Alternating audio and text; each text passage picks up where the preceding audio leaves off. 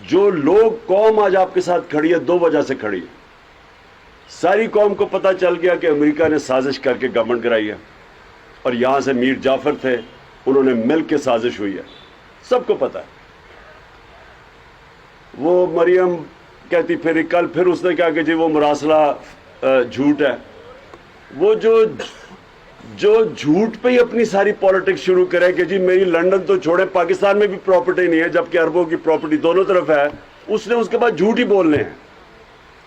مراسلہ national security council کی meeting میں جس میں سب آرمی چیف, ہماری ساری قیادت, اس کے اندر پہلے اپروو ہوا, اور شہباز شریف نے جو میٹنگ بلائی اس نے بھی اپروو کیا کہ مراسلہ کے اندر جو جو چیزیں میں نے کہی وہ ساری سچ تھی. تو وہ کل کہہ رہی ہے کہ وہ جھوٹ ہے. تو سازش کے تحت گورنمنٹ گرائی گئی, امریکی سازش.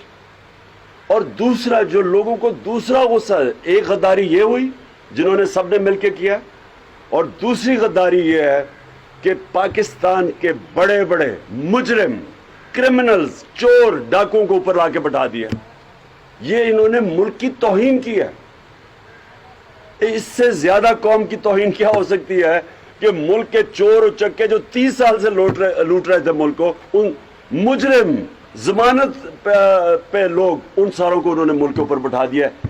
یہ ہے اصل توہین ملک کی, جس کی وجہ سے دگنا غصہ ہے لوگوں کو.